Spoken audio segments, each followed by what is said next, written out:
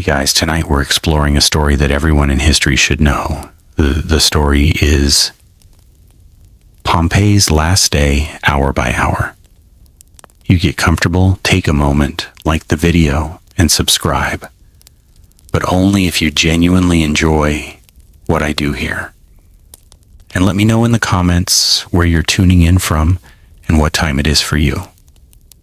It's always fascinating to see who's joining us from around the world. Now dim the lights, maybe turn on a fan for that soft background hum, and let's ease into tonight's journey together. Pompeii's Last Day, Hour by Hour. If you are listening tonight, allow yourself to settle into a comfortable place.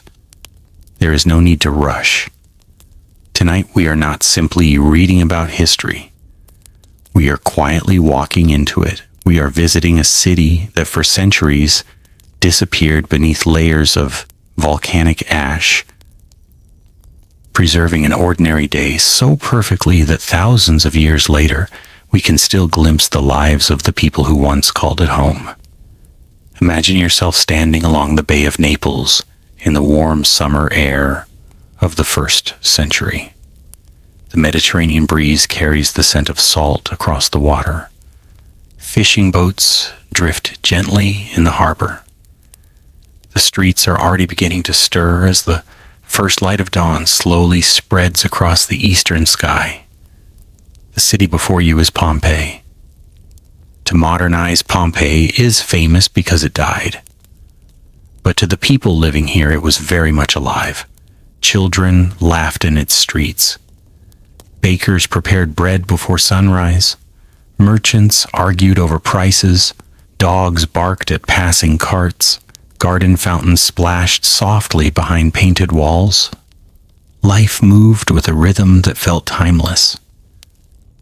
No one waking this morning believes they are living through the final ordinary sunrise they will ever see. The year is AD 79. For nearly 2 centuries, Pompeii has prospered beneath the towering presence of Mount Vesuvius. The mountain rises quietly beyond vineyards and orchards, green with forests that seem peaceful and permanent. To the people below, it is simply part of the landscape.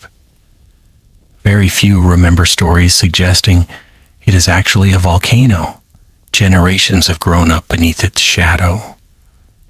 Without ever seeing an eruption, the mountain has become ordinary.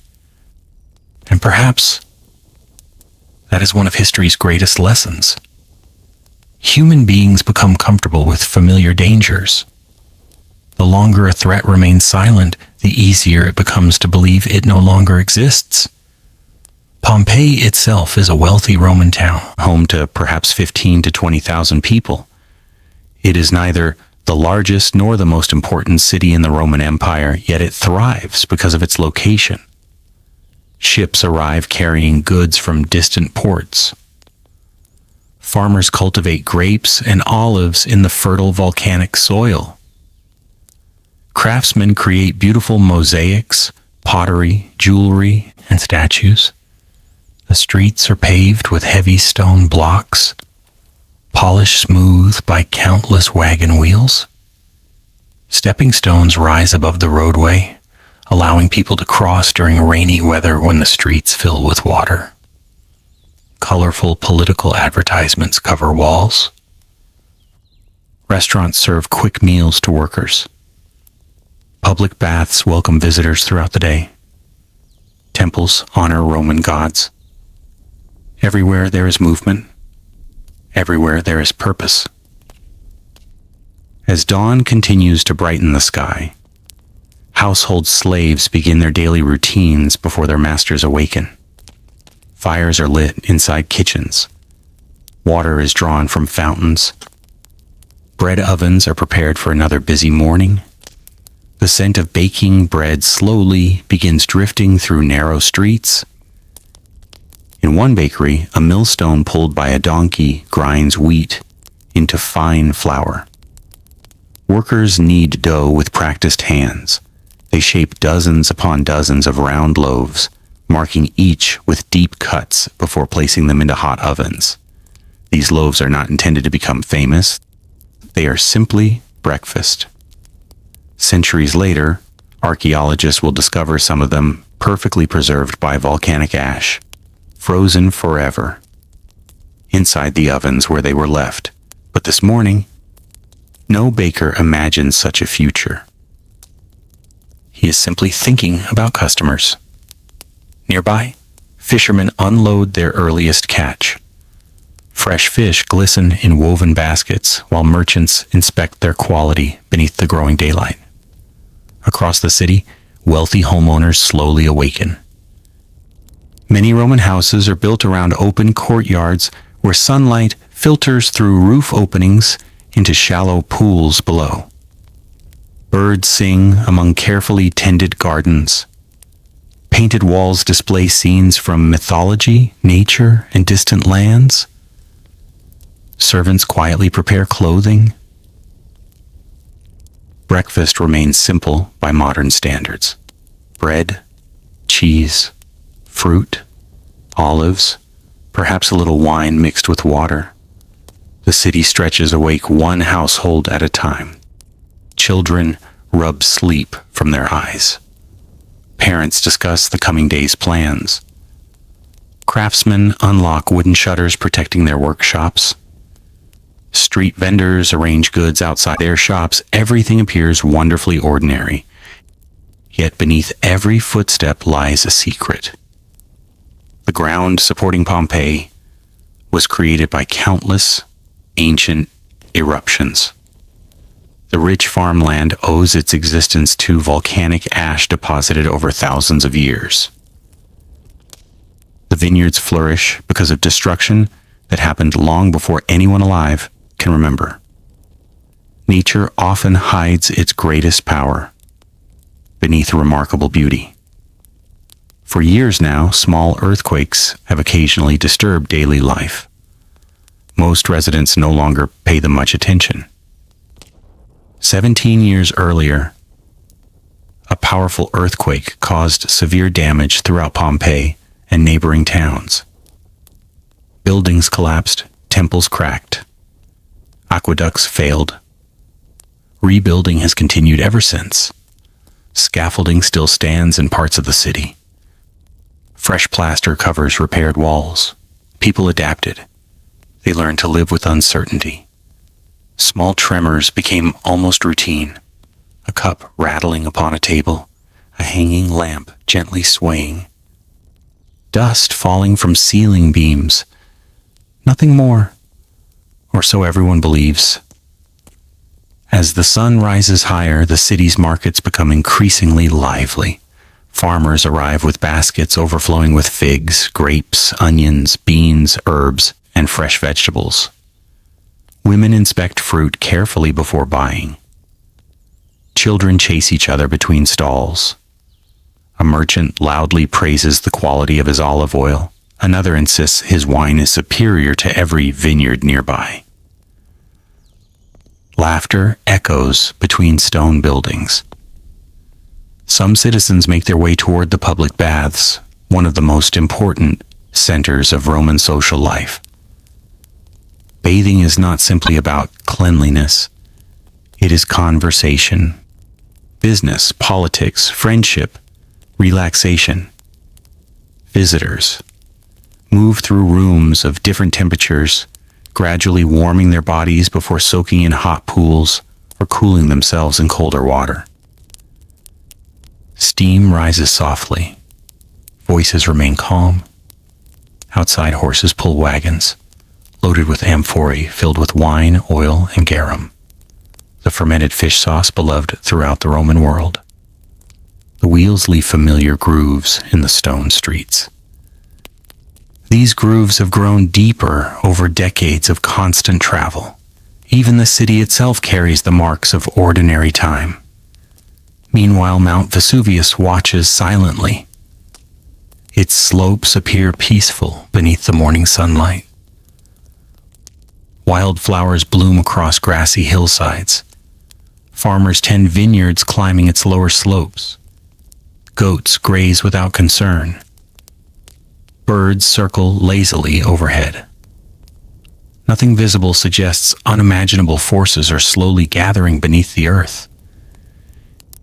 Deep underground molten rock has been rising for months, perhaps even years. Pressure increases little by little. Invisible gases seek escape. The mountain resists for now. Human senses notice almost nothing. No loud warning, no dramatic sign. History often changes quietly, before it changes suddenly. Around the middle of the morning, travelers arrive through the city gates. Some come on business, others visit relatives. A few simply pass through while journeying toward larger cities. Pompeii welcomes them as it always has. Its inns prepare rooms. Its taverns fill cups. Its streets offer directions. Nobody standing beneath the city gates realizes that many who enter today will never leave. Across town, school lessons begin. Children practice writing upon wax tablets using pointed styluses. Teachers recite poetry. Students memorize speeches by famous Roman authors. Outside the classroom windows, life continues without interruption. The future still feels endless. Nearby, craftsmen continue shaping marble. Blacksmiths strike glowing iron. Tailors stitch clothing. Potters spin wet clay beneath steady hands. Every profession contributes another quiet sound to the city's daily music. Listen carefully. Hammer against metal. Birdsong from hidden gardens. Footsteps upon stone. Water flowing from fountains. The distant call of merchants. The soft creaking of wagon wheels. Dogs barking. Someone laughing. Someone singing while they work. It is impossible to know that these familiar sounds are slowly counting down the final peaceful hours of Pompeii. There are no clocks marking destiny. Only ordinary moments, one after another. As morning approaches its later hours, sunlight grows warmer across rooftops covered with red clay tiles. Laundry dries in open courtyards. Children grow restless. Customers continue bargaining. Temple priests prepare offerings for the day's worship. Incense rises into the clear blue sky. If someone were to stand upon the city walls and look toward Mount Vesuvius, they might admire its beauty. Its forests appear green. Its summit remains calm.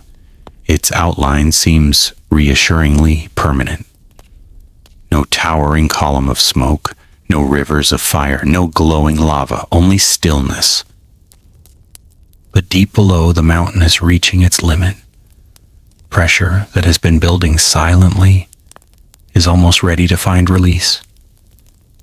And when that moment finally comes, the world these people know will begin to disappear, not all at once, but hour by hour, choice by choice, step by step. For now, though, Pompeii continues to breathe as though tomorrow is guaranteed. It never has been, it never will be. And perhaps that quiet truth belongs not only to the people of ancient Pompeii, but to every generation that has ever believed an ordinary morning would simply lead to another ordinary day. The city does not yet know what the afternoon will bring. Neither do its people. For a little while longer, life continues exactly as it always has. The ovens remain warm, the markets remain busy, the harbor remains peaceful, the mountain remains silent, and the final ordinary morning of Pompeii gently unfolds beneath a bright Italian sky. The first strange signs. Beneath a silent mountain, the morning continues with the same quiet confidence that has guided Pompeii through countless ordinary days. The sunlight now reaches deeper into the narrow streets, warming the smooth stone walls that have stood through generations of Roman life. Shadows shorten with every passing moment, and the city settles fully into the comfortable rhythm of late morning. If you were standing near the forum, you would hear dozens of conversations blending into one gentle murmur. Officials discuss local affairs beneath shaded porticos. Merchants compare prices from nearby towns. Farmers speak proudly of this year's vineyards, certain that another successful harvest is only weeks away. Nothing about their words suggests concern. Nothing hints at fear. The mountain remains exactly where it has always been, watching over the fertile countryside with an almost reassuring stillness. Imagine yourself slowly walking along one of Pompeii's main streets. The stone beneath your sandals has been polished smooth by centuries of footsteps. Every doorway tells a different story. Behind one entrance, a family prepares lunch. Behind another, a jeweler carefully shapes a delicate gold necklace. Somewhere nearby, a painter adds fresh color to a wall, decorated with scenes from Roman mythology. The city feels complete, alive, confident, permanent. That sense of permanence is perhaps the greatest illusion any civilization can experience. Buildings appear solid, streets seem eternal. People naturally believe tomorrow will resemble today. Very few stop to consider how quickly the familiar world can change. Near one of the many public fountains, women gather with clay jars balanced against their hips. Fresh water flows continuously through lead pipes connected to aqueducts that stretch across the Roman countryside. Children wait impatiently while their mothers exchange stories about neighbors, weddings, and family celebrations. Their laughter carries easily through the warm air. A young boy notices a small tremor beneath his feet. It lasts only a heartbeat. The water inside one jar ripples gently. A pigeon resting on a nearby rooftop suddenly flies away. One woman glances around before smiling. Another little earthquake. The others barely react. After all, these tiny movements have become part of life. Years earlier, the devastating earthquake of AD 62 had changed everything. Houses collapsed. Temples cracked. Public buildings required enormous repairs. Yet the people of Pompeii had rebuilt their city with determination. They had survived once before. Human experience teaches powerful lessons. Sometimes those lessons are helpful. Sometimes they create dangerous confidence. Because the earlier earthquake had ended without a volcanic eruption, many residents now believed the two events were unrelated. Earthquakes had become something to tolerate rather than something to fear. The ground settles once more. Conversation resumes almost immediately. Life continues. Across the city, inside a busy bakery, workers remove fresh loaves from glowing ovens. The smell of warm bread fills every corner of the workshop. Flour clings to arms and clothing as apprentices carry baskets toward waiting customers. The baker pauses briefly. Was that another tremor? A few grains of flour fall from a wooden shelf. He shrugs. Business must continue. The Romans were practical people. Every day demanded work. Families depended upon routine. A moment spent worrying about every small earthquake would accomplish very little. Outside, wagons continue rolling through the streets. The sound of wooden wheels echoes between stone buildings. Donkeys patiently pull heavy loads of grain. Blacksmiths continue striking iron with steady rhythm. Tailors measure cloth. Doctors visit patients. Teachers continue lessons. Somewhere in the city, musicians rehearse for an evening gathering. Elsewhere, a wealthy household prepares for guests expected later that day. No invitations are canceled. No markets close. No one packs belongings.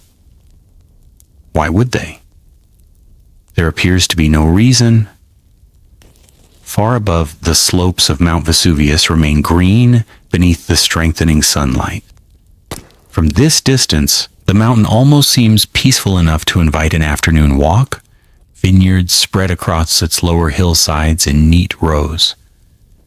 Farmers inspect their vines, pleased by healthy grapes slowly ripening beneath the Mediterranean sun. Birds continue singing among the trees. Even the animals seem completely at ease. Yet nature often hides its greatest changes. Deep below the surface, where human eyes cannot reach, kilometers beneath the mountain, molten rock continues forcing its way upward. The pressure inside hidden chambers increases with every passing hour. Dissolved gases trapped within the magma expand relentlessly, searching for escape. The mountain is no longer sleeping peacefully. It is struggling to contain forces beyond imagination. Still, nothing dramatic appears above ground. This is one reason volcanic disasters have surprised humanity throughout history. The greatest danger often arrives quietly. Few unusual earthquakes, a faint vibration, perhaps a change in nearby springs. Signs so subtle that ordinary life easily continues around them. As late morning approaches, the forum becomes even busier. This large open square serves as Pompeii's beating heart. Temples, government buildings, and shops surround the bustling marketplace. Here, nearly every citizen eventually passes during the course of an ordinary day. A magistrate reads official announcements. Lawyers discuss legal disputes. Money changes hands. Children weave between adults, carrying baskets, much too large for their small arms. Visitors admire impressive marble buildings reflecting brilliant sunlight. Some pause to appreciate statues honoring emperors and local leaders. No one imagines these same monuments will soon disappear beneath meters of volcanic ash. Centuries from now, archaeologists will carefully uncover these very streets, revealing an extraordinary snapshot of Roman civilization. Walls will still bear colorful paintings. Shops will remain stocked with everyday objects. Bread will still sit inside abandoned ovens. History rarely preserves ordinary life so completely. Ironically, it often requires extraordinary tragedy to achieve such preservation. Near the Temple of Jupiter, a priest notices birds behaving strangely. Several suddenly take flight together. For a moment he watches them disappear toward the coast. Then he returns to his duties. Even if something feels unusual, what conclusion should anyone reach? The Romans respected omens, but daily life presented countless events that might be interpreted in different ways. One unusual flight of birds, one small earthquake, one restless dog. Separately, each means very little. Only later do patterns become obvious. That is another quiet lesson history offers. Looking backward is always easier than looking forward. As the sun climbs higher, the air grows warmer. Market stalls provide welcome shade beneath stretched fabric awnings. Fresh fruit glows with rich colors. Figs, apples, plums, grapes. Olive oil reflects golden light inside clay jars. The smell of herbs mixes with fresh bread and roasted meat, drifting from nearby food stalls. Life remains wonderfully ordinary. Imagine sitting quietly beneath one of these shaded awnings, watching the people pass. Roman soldiers walk confidently through the square. Travelers from distant provinces speak with unfamiliar accents.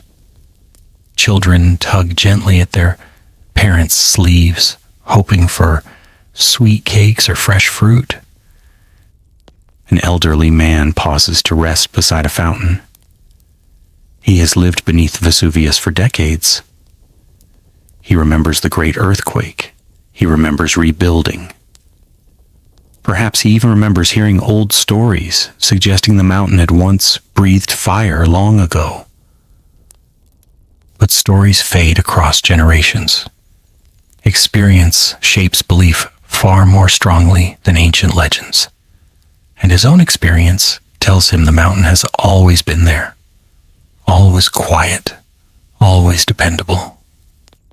The earth trembles once again, slightly stronger this time. Columns creak almost imperceptibly. Dust slips from roof tiles. A horse snorts nervously and stamps one hoof against the ground. Several people stop talking for only a moment. Then the shaking ends. Someone jokes that Neptune must be restless beneath the sea. A few people laugh. The mood quickly returns to normal. No panic spreads through the streets. No crowds flee toward the city gates. Ordinary confidence remains stronger than uncertain fear. Beyond Pompeii, along the coastline of the Bay of Naples, sailors notice little that seems unusual. The sea sparkles beneath the midday sun. Gentle waves lap against wooden docks. Fishing boats continue their familiar routines. Some captains discuss afternoon departures. Others unload cargo brought from neighboring ports. The bay appears calm, beautiful, peaceful. Few realize they are looking toward one of the most dangerous volcanoes in European history. Back inside the city, the first preparations for the midday meal begin. Kitchen fires burn steadily. Vegetables are chopped. Fish is cleaned. Wine is poured into mixing bowls with cool water. Servants hurry between storerooms carrying baskets of bread and fruit. The aroma of cooking spreads through wealthy homes and humble apartments alike. Life follows patterns established over generations. Patterns that feel almost impossible to break.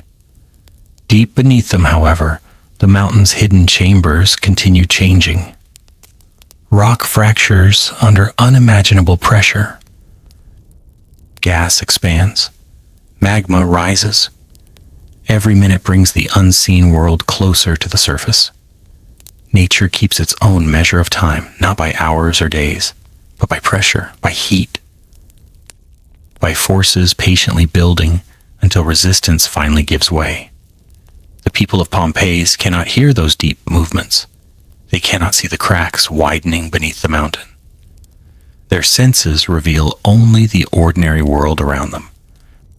Bright sunshine, busy streets, warm bread, children laughing, gentle conversation, and a mountain that still appears perfectly calm.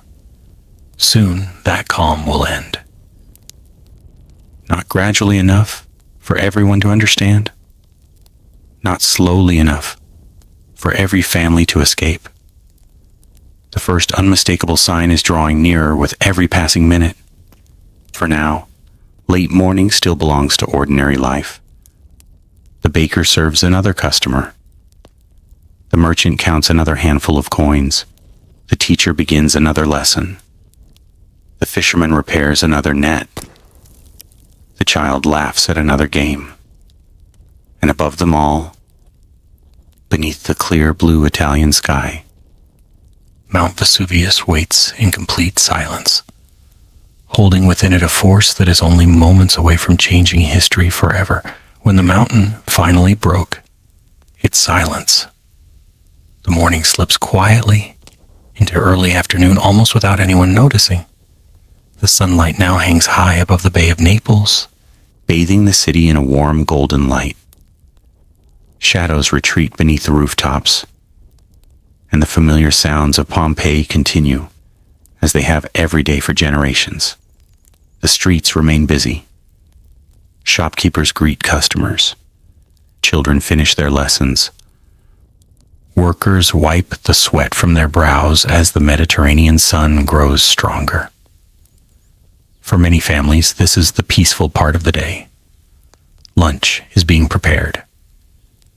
Some people have already returned home to escape the midday heat, while others linger beneath shaded colonnades, talking with friends or finishing business before taking a brief rest. Nothing about the city suggests that history is standing only moments away. Imagine yourself sitting beside a fountain in one of Pompeii's quiet courtyards. The gentle sound of falling water fills the warm air.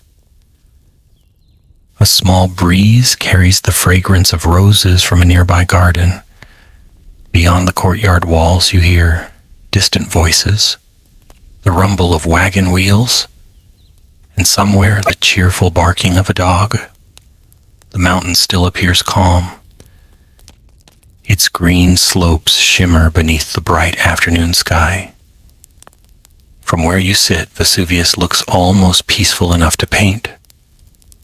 But beneath that peaceful surface, the mountain has reached the limit of what it can contain. For weeks, perhaps months, pressure has continued to rise inside its hidden chambers.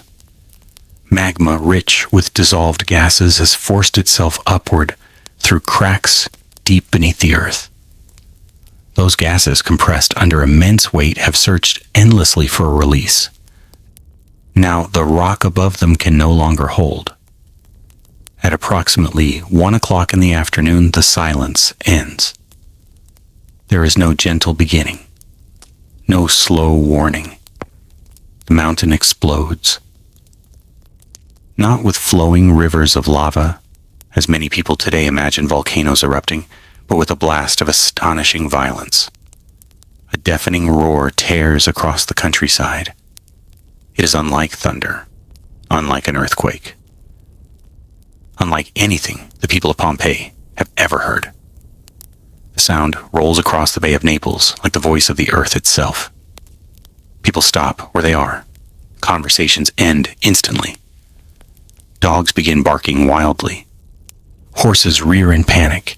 Birds burst from trees in great frightened clouds.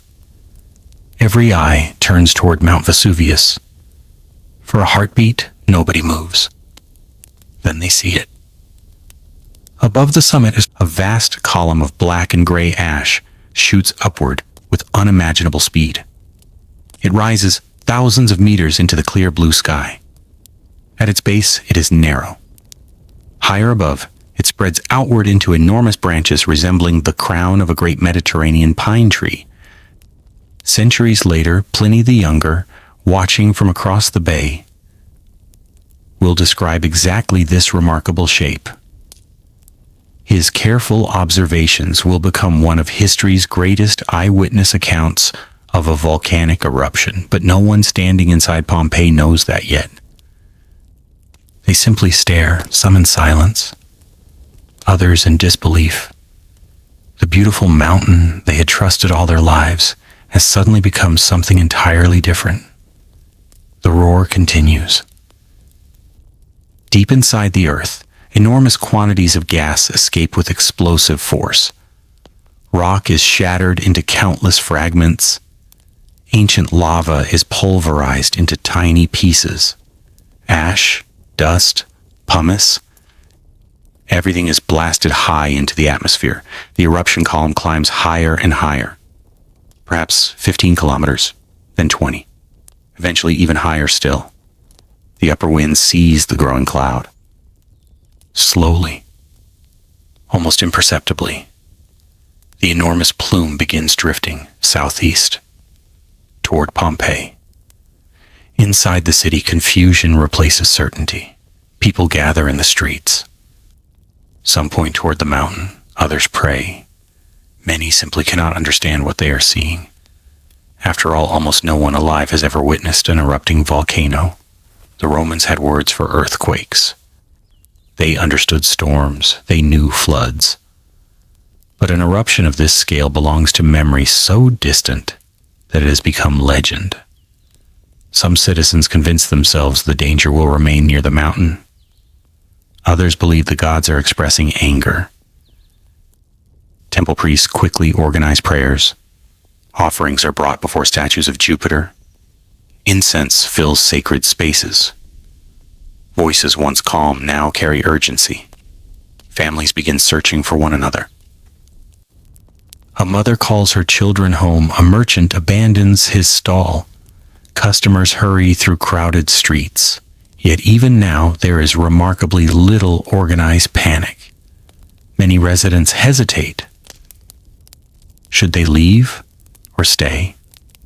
Leave everything they own, or trust that this frightening event will soon pass? Human beings often hesitate when confronted by something completely unfamiliar. We search for explanations that allow normal life to continue. Perhaps it is only smoke. Perhaps it will end soon. Perhaps tomorrow everything will return to normal. Hope can be comforting. Sometimes it can also be dangerous.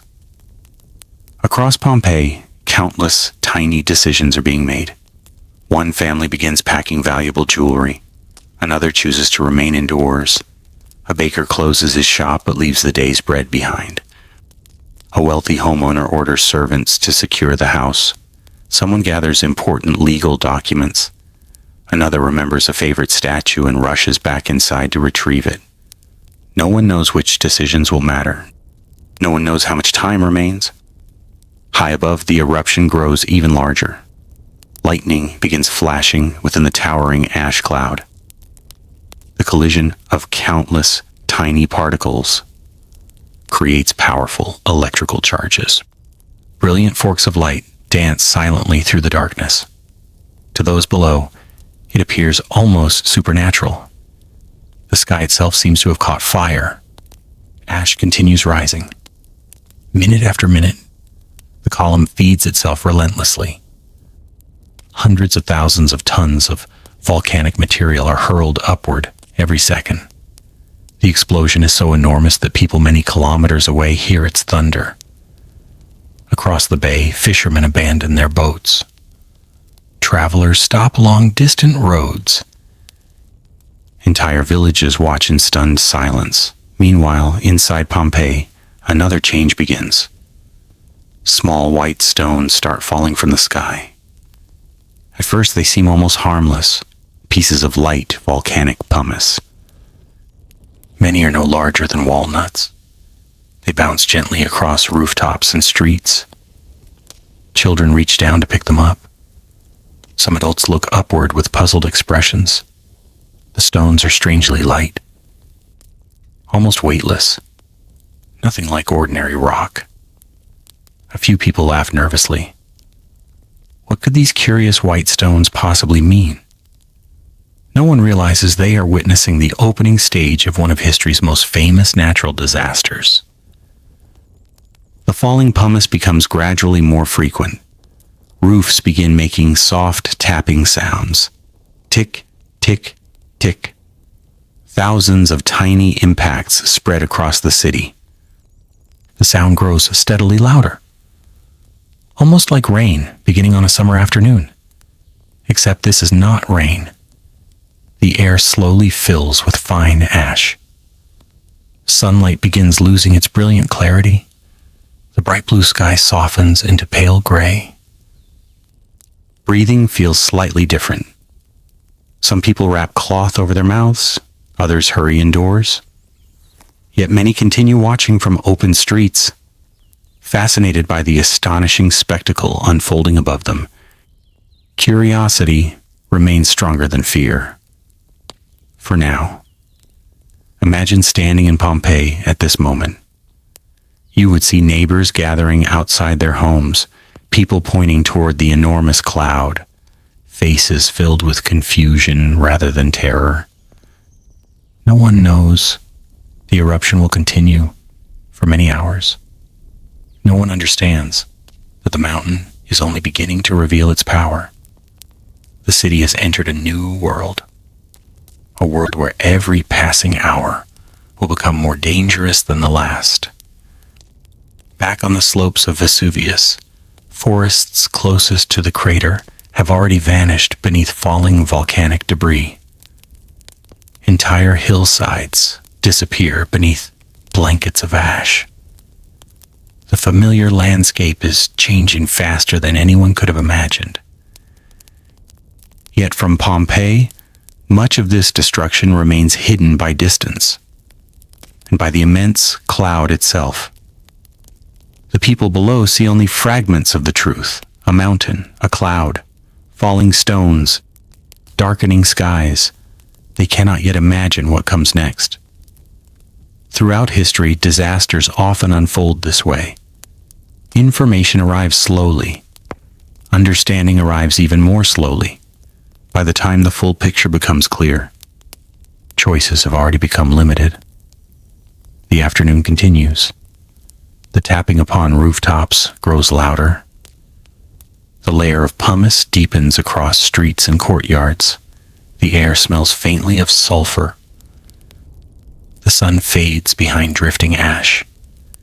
And still, Mount Vesuvius roars without pause, sending another towering surge of ash and shattered stone high into the Italian sky. The ordinary afternoon that began with warm sunshine has disappeared forever. In its place has come something no one in Pompeii has ever experienced. The city has only just entered the first chapter of its struggle for survival, and with every passing minute, escape becomes a little more difficult. The mountain has finally broken its silence. It will not be silent again for a very long time. Ash begins to fall, and the race to escape begins. The afternoon no longer feels like an ordinary afternoon. Only a short while ago, the streets of Pompeii echoed with familiar sounds. Merchants bargaining over fruit, children chasing one another between stone columns, the gentle splash of fountains hidden inside quiet courtyards. Now another sound has taken their place. A steady tapping. Thousands upon thousands of tiny pieces of pumice strike rooftops, streets, gardens, and market stalls. The noise is soft at first, almost peaceful, like the beginning of a gentle rainstorm, arriving on a warm summer afternoon. But unlike rain, these pale volcanic stones do not melt. They remain exactly where they fall. Minute after minute, they begin covering every surface inside the city. Imagine yourself standing beneath the covered entrance of a Roman house. Beyond the doorway, the bright stone street is slowly disappearing beneath a growing white blanket. Each tiny stone is astonishingly light. You could easily hold several in your hand.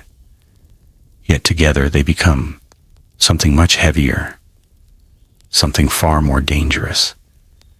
The people of Pompeii have never experienced anything like this before. There is no memory to guide them, no instructions passed down through generations, no official warning. Every decision must be made using only instinct. Some families begin packing immediately. Others remain convinced the eruption will soon end. After all, the mountain has already erupted. Perhaps this is the worst of it. Perhaps tomorrow the city will simply need cleaning. Hope still whispers quietly inside many homes.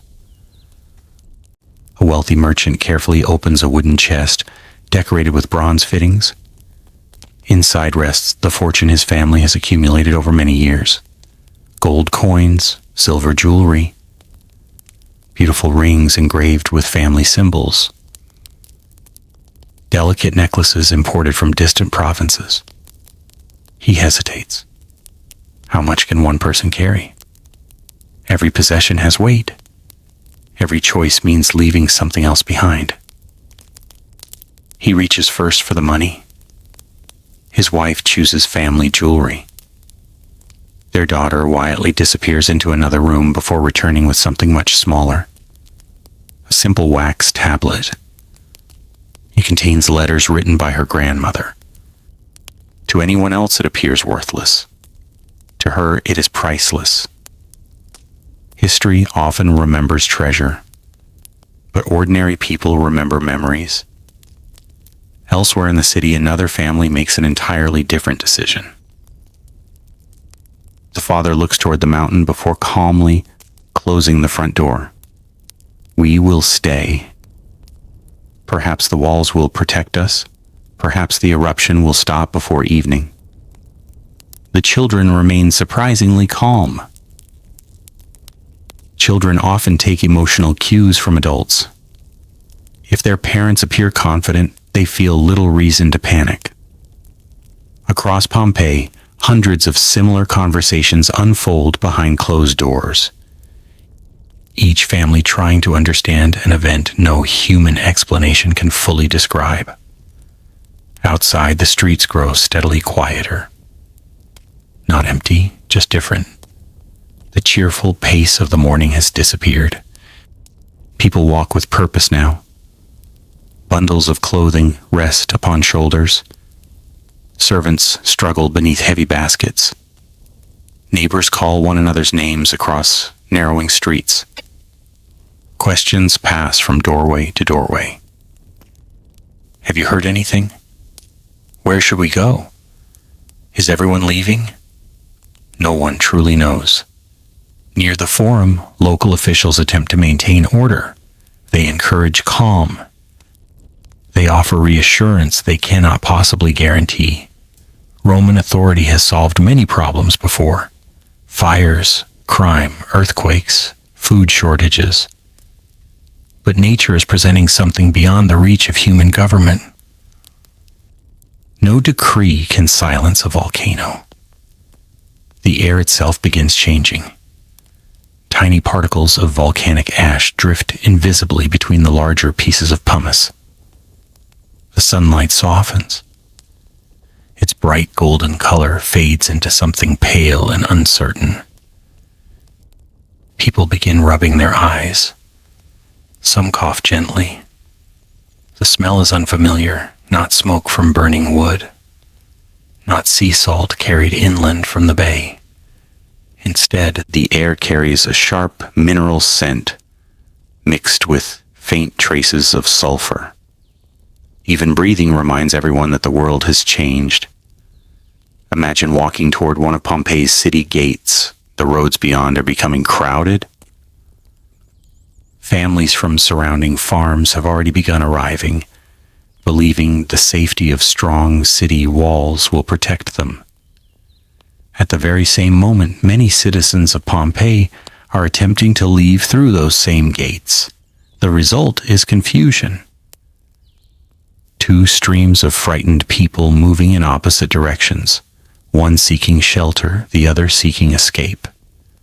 Neither truly understands where safety lies. Beyond the walls, the countryside appears strangely unfamiliar. The great cloud above Vesuvius has continued growing throughout the afternoon. Its enormous upper branches spread across the sky like the crown of an ancient pine tree.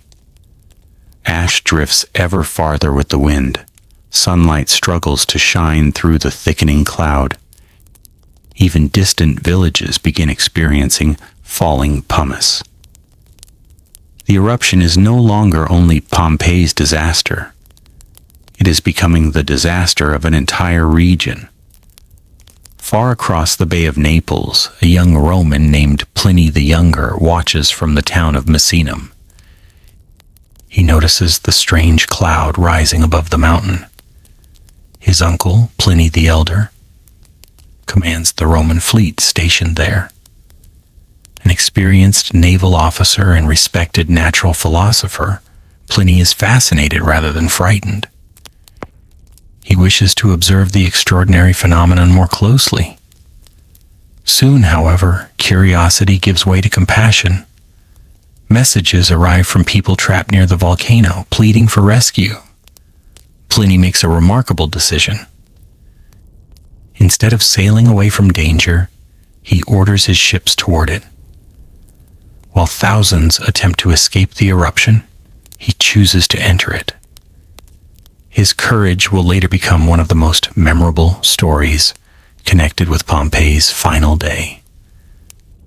Back inside the city, the falling pumice grows steadily heavier.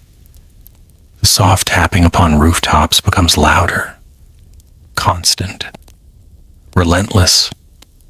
Roofs built to withstand ordinary weather now carry an entirely different burden. Every minute adds another layer. Every hour adds more weight. Some homeowners climb onto their roofs, attempting to sweep away the accumulating stones. At first, the task seems manageable. They push piles of pumice over the edges. White cascades tumble into the streets below, but almost immediately, fresh stones replace those they have removed. It is like trying to empty a river with one's hands.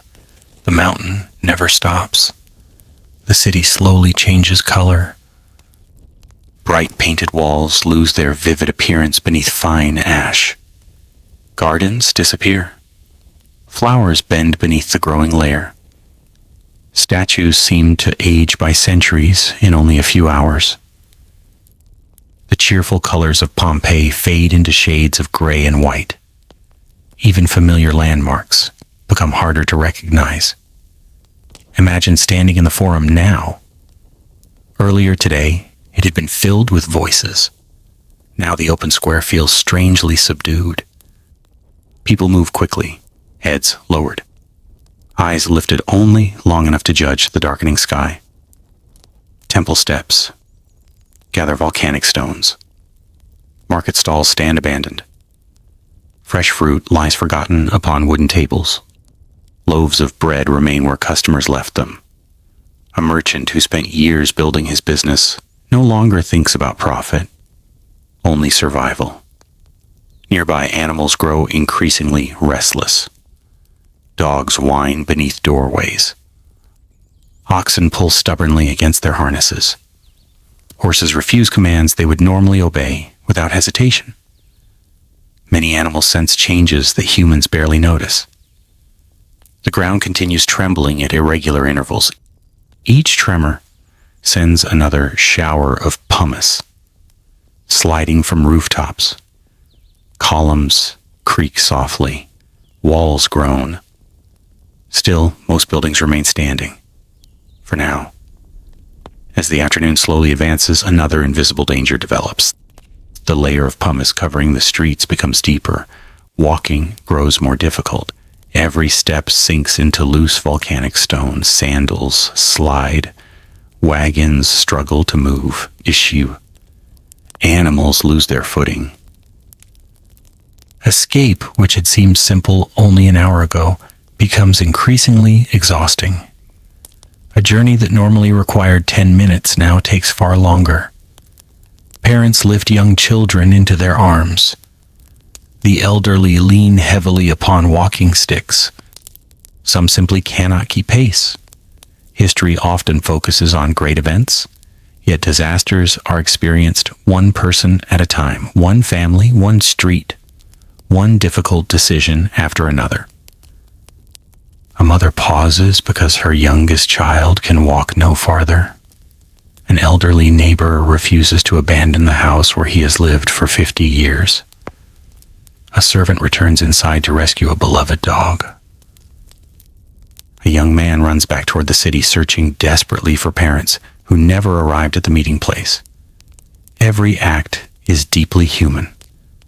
Every choice understandable. Yet every delay allows the mountain more time.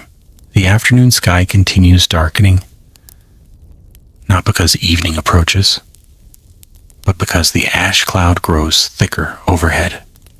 The sunlight now appears muted, as though shining through heavy winter fog. Shadows almost disappear. The world loses its sharp edges. People begin lighting oil lamps inside their homes, despite the early hour. Flames flicker uncertainly against painted walls. Outside, ash continues falling without pause, without mercy, without end. The beautiful city that greeted the morning with laughter and sunlight is slowly disappearing beneath a silent blanket from the sky. Still, many believe they have time. Time to gather possessions. Time to wait. Time to decide. They cannot know that every passing hour makes escape more difficult than the last. The mountain has only begun revealing its power. and somewhere above the city, hidden inside the immense clouds stretching high into the atmosphere, millions upon millions of tons of ash and shattered rock continue drifting toward Pompeii. The afternoon is far from over. The longest hours are still waiting. Darkness falls before sunset as Pompeii begins to disappear. Late afternoon usually brings a gentle change to the city of Pompeii. The strongest heat of the day begins to soften. Shopkeepers think about closing their businesses. Families prepare for the evening meal. Long shadows stretch across the stone streets as the sun slowly lowers toward the western horizon beyond the Bay of Naples. But today the sun will not set in the way anyone expects. Instead, darkness begins arriving hours too early. Imagine standing at the entrance of a Roman villa, looking toward the sky. The towering eruption cloud has continued growing without pause. What was once a brilliant blue sky is now almost completely hidden behind layers of ash, dust, and volcanic gases. The cloud spreads across the heavens like an enormous black curtain, swallowing more of the afternoon light with every passing minute. The city seems to be losing the day itself. The sunlight fades from gold to pale gray, then from gray to a strange copper color. Finally, even that weak light begins disappearing. People look upward with growing unease. Many have never seen darkness arrive while the afternoon is still young. It feels unnatural, almost impossible. Some whisper prayers to Jupiter. Others call upon Mercury, Venus, Apollo, or household gods whose small statues stand inside family shrines. Religion has always offered comfort during uncertain times. Today, every prayer carries a little more urgency. The steady fall of pumice continues. The white stones are no longer scattered across the streets. They form deep drifts beneath every doorway. Walking becomes exhausting. Each step sinks into loose volcanic rock. Sandals disappear beneath the surface. Children struggle to keep their balance. Older people move only with great effort. Some are forced to stop and rest every few minutes. The city itself is becoming more difficult to cross. Imagine trying to run through deep snow. Every movement demands more energy. Now imagine that the snow is made of sharp volcanic stone, still falling endlessly from the sky. That is what many people in Pompeii now face. The familiar streets they have walked all their lives no longer feel familiar at all. The stepping stones that once helped pedestrians cross rain-filled roads have vanished beneath thick layers of pumice. Wheel ruts carved by generations of wagons disappear completely. Landmarks begin fading from sight. The city is slowly being erased.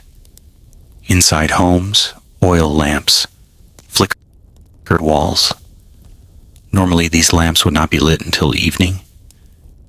Now they burn, while afternoon should still fill every room with sunlight. Their small flames struggle against the growing darkness. Smoke curls gently towards ceilings decorated with colorful frescoes. Many of those beautiful paintings have survived nearly 2 centuries. Some depict peaceful gardens. Others show Roman gods, mythical creatures, or scenes from distant lands. The families sitting beneath them do not know these paintings will remain hidden beneath volcanic ash for nearly 1,700 years before human eyes see them again. Outside, another tremor shakes the city. The ground moves more noticeably now. Columns creak. Roof tiles rattle loudly. Loose stones tumble from walls. People instinctively reach for one another. Children cry. Dogs bark without stopping. Some horses finally break free from their tethers and disappear into the growing darkness. Animals seem unwilling to remain where humans hesitate. Across the forum, many public buildings now stand nearly deserted. The marketplace that buzzed with life only a few hours earlier has become eerily quiet. Fruit still rests upon abandoned stalls. Scales used by merchants remain exactly where they were left. A basket filled with freshly baked bread sits untouched beneath a growing layer of ash. Coins lie scattered where hurried customers drop them.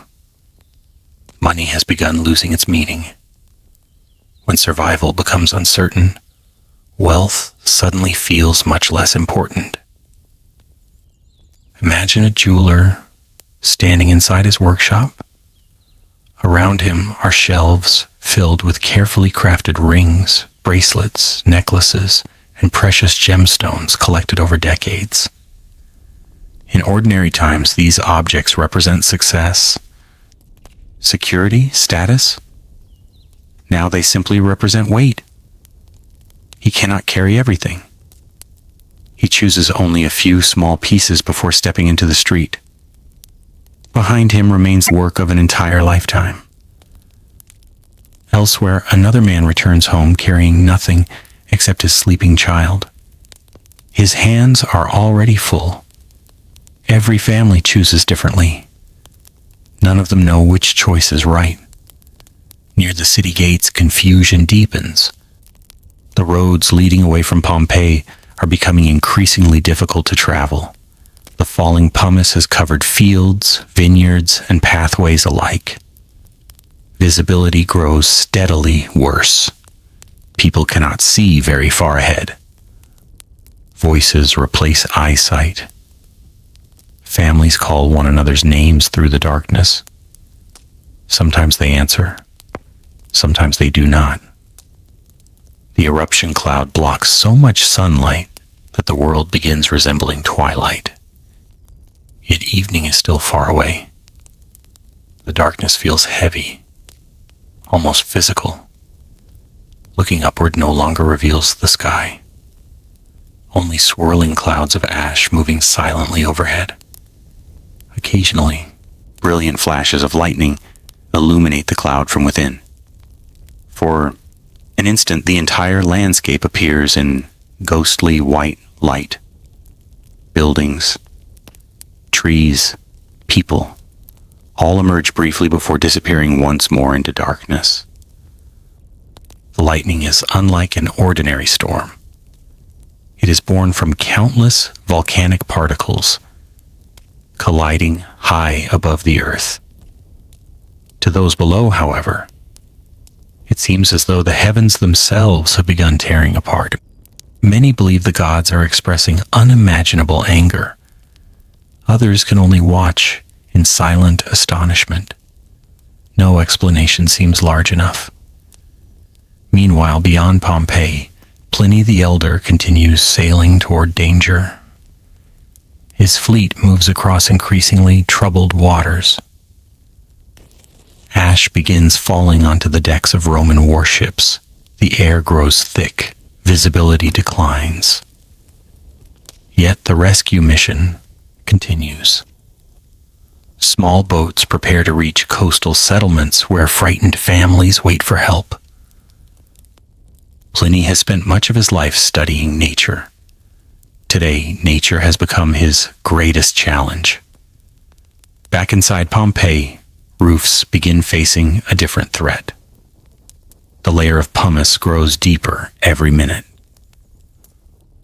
Although each stone weighs very little, together they create an enormous burden. Wooden beams begin bending under the weight. Some homeowners continue climbing onto rooftops to remove the accumulating stones. They work desperately with shovels, baskets, even bare hands. Every few minutes, they clear another section. Every few minutes, fresh pumice replaces it. The mountain never pauses. It simply continues, hour after hour. Imagine standing quietly in one of Pompeii's narrow streets. The familiar sounds of Roman life have almost vanished. No laughter, no music, no merchants calling to customers. Instead, you hear something entirely different. The endless hiss of falling ash, the occasional crash of a weakened roof collapsing somewhere in the darkness, the distant cries of people searching for loved ones, the restless movement of frightened animals, and beneath it all, the deep continuous roar of Mount Vesuvius. It never completely stops, sometimes louder, sometimes softer, but always present, like the heartbeat of the disaster itself. Inside one modest home, an elderly woman sits beside a small household shrine. A single oil lamp burns before tiny statues known as the lares, the protective spirits of the family. She has lived through wars, through famine, through the great earthquake years before. She has survived everything life has placed before her. Her grandchildren ask whether everything will be all right. She smiles gently, not because she knows the answer, but because sometimes hope is the only gift an older generation can offer the young. Across the city, hundreds of similar moments unfold unseen. A husband reassuring his wife, a sister comforting her younger brother, friends refusing to leave one another behind, neighbors sharing water, strangers helping elderly citizens walk through deep pumice. Disasters reveal fear, but they also reveal kindness. Even as Pompeii begins disappearing beneath volcanic stone, countless quiet acts of compassion continue unfolding in every corner of the city. As late afternoon slowly passes, darkness grows deeper still. It is no longer possible to judge the time simply by looking at the sky. Many people begin believing night has already arrived. Yet the true night has not even begun. The mountain still sends fresh columns of ash high into the atmosphere. The wind continues carrying them toward Pompeii. The streets continue filling. The roofs continue bending. And with every passing hour, the city sinks a little farther beneath the endless fall from above. The people of Pompeii cannot yet know it, but they are living through one of the most carefully preserved days in all of human history. Every abandoned loaf of bread, every unfinished meal, every forgotten tool, every footprint pressed into the growing pumice will one day help distant generations understand how ordinary life met an extraordinary end. For now, however, those future centuries do not exist. There is only the deepening darkness, the falling ash, the uncertain road ahead, and the quiet hope that somehow, before this endless afternoon finally ends, the mountain might choose to fall silent once again. It will not. Roofs collapse, streets vanish, and hope begins to fade. Early evening should have brought relief. On an ordinary summer day in Pompeii, families would now be gathering for their evening meal. The day's business would be ending. Bakers would close their ovens. Merchants would lock wooden shutters across the fronts of their shops.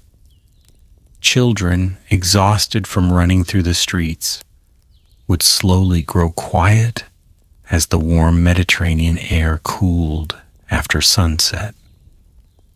But there is no ordinary evening today. The sun still exists somewhere beyond the thick volcanic cloud, yet almost no one can see its fading light.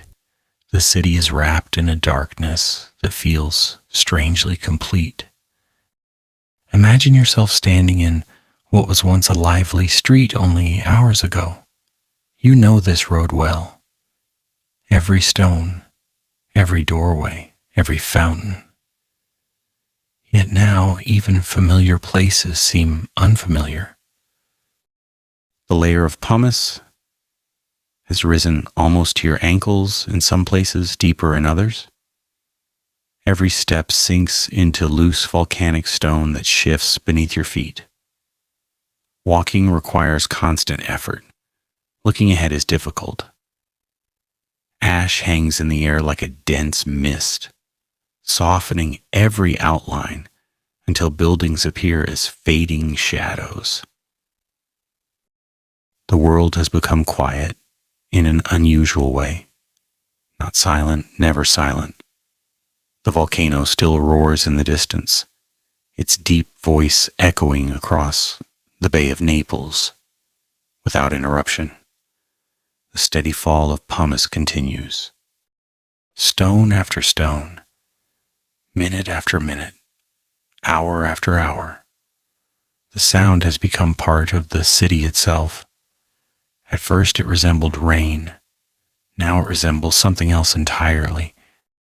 1,000 hands gently tapping upon every rooftop at once. Inside many homes, families gather in the strongest rooms they can find.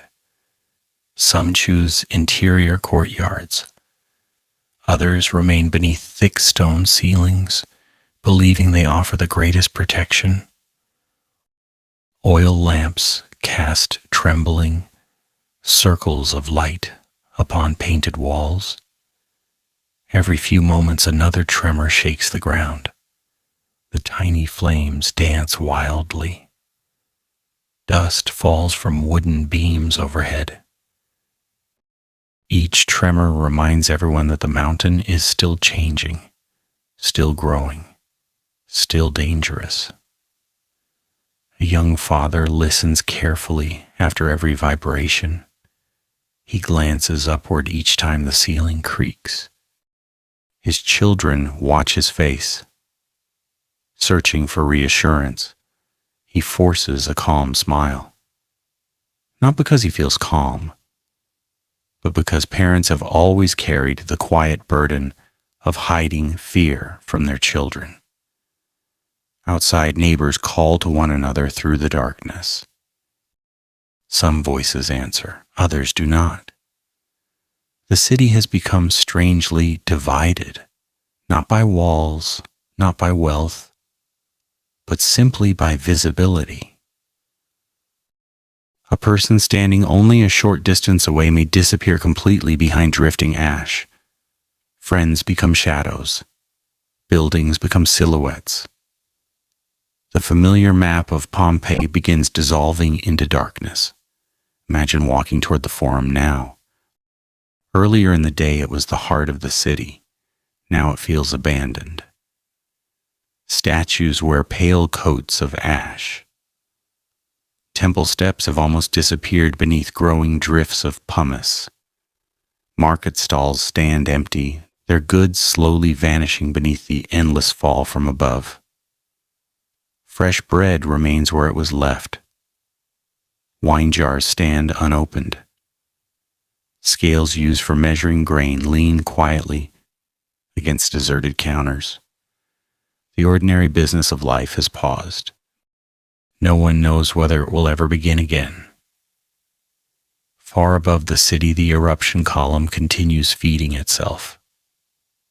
Fresh explosions deep within the crater send enormous quantities of ash and pumice into the atmosphere.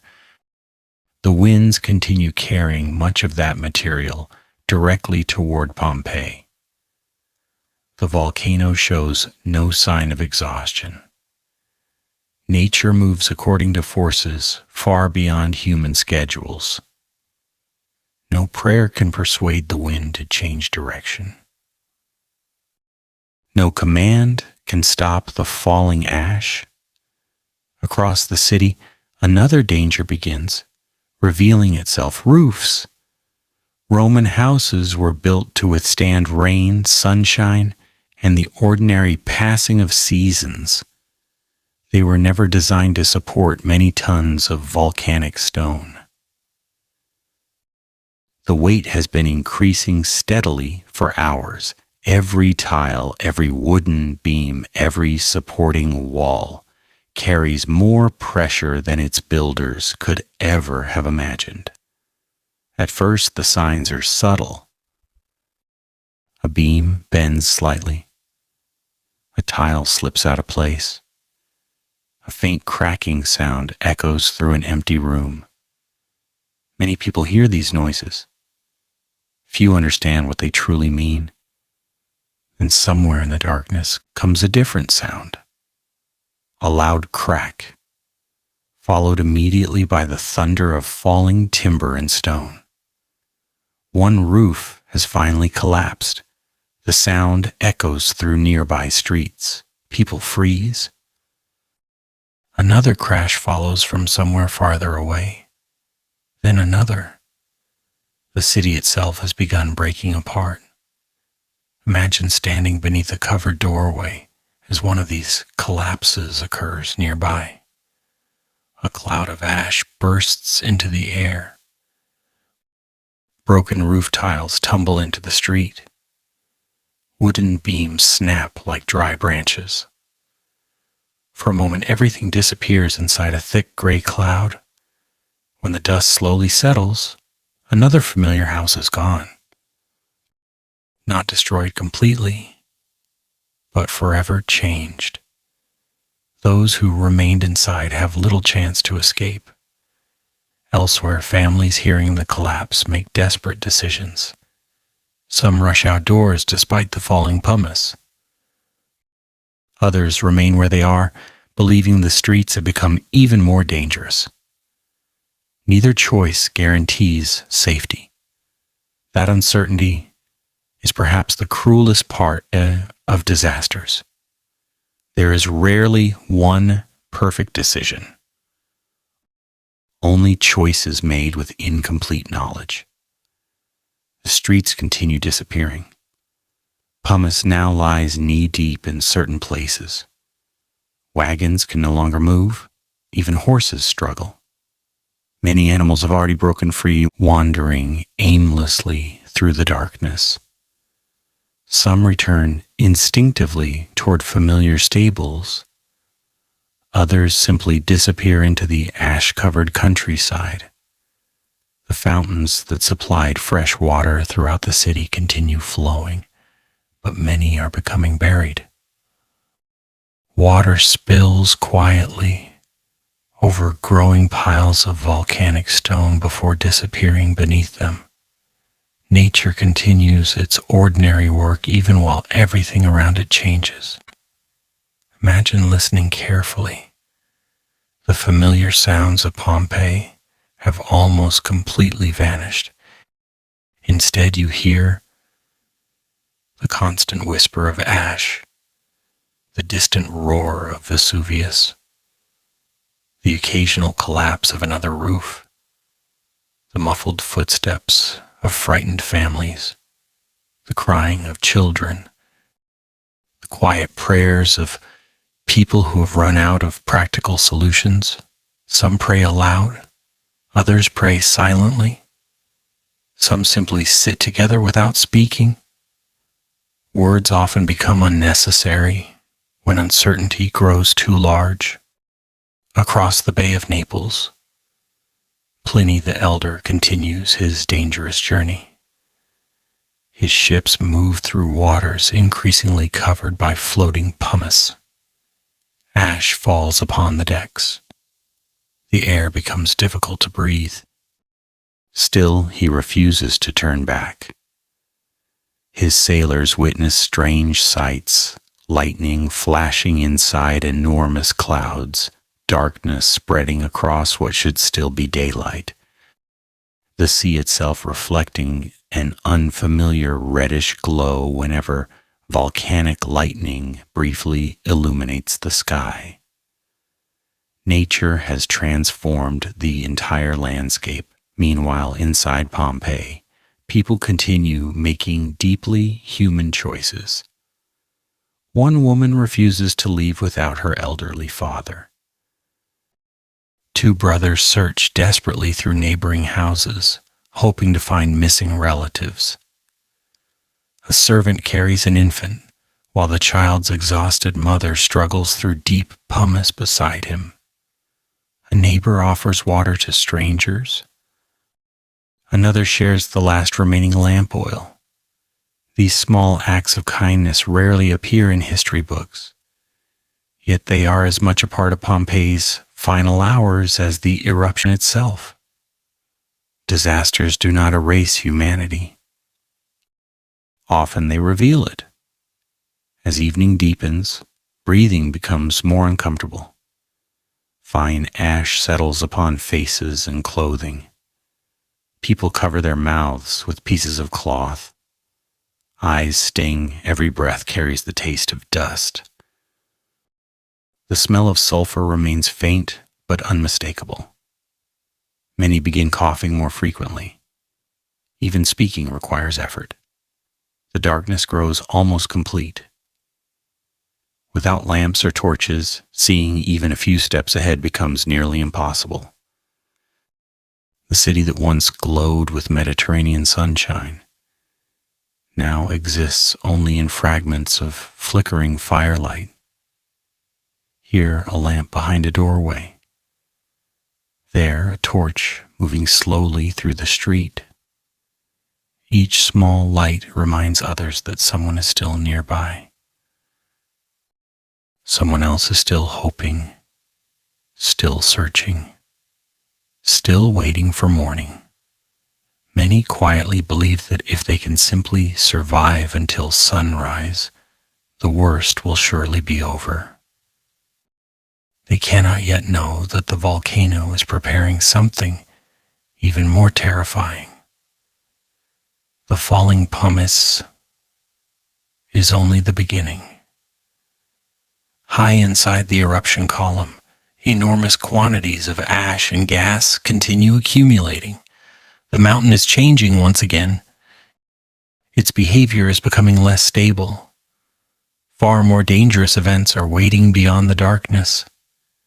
For now, however, the people of Pompeii know only what surrounds them: the collapsing roofs, the vanished streets, the endless fall of ash, the growing exhaustion, and the quiet hope that somewhere beyond the blackened sky, dawn will eventually return. The city still lives, but with every passing hour, it grows harder to recognize.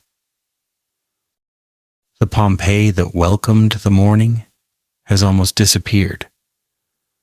What remains is a city buried a little deeper with every breath, every heartbeat, and every silent moment beneath the shadow of Mount Vesuvius.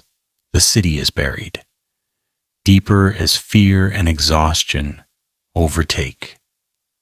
Pompeii. Night finally arrives. Or perhaps it has already been here for hours. No one inside Pompeii can say with certainty. The darkness that covered the city long before sunset has become so complete, the time itself seems to disappear. Without the familiar movement of the sun across the sky, the passing hours can only be guessed. Lamps burn low. Torches flicker in trembling hands. The volcano continues its endless roar somewhere beyond the black curtain of ash. Imagine yourself standing beside one of Pompeii's narrow streets.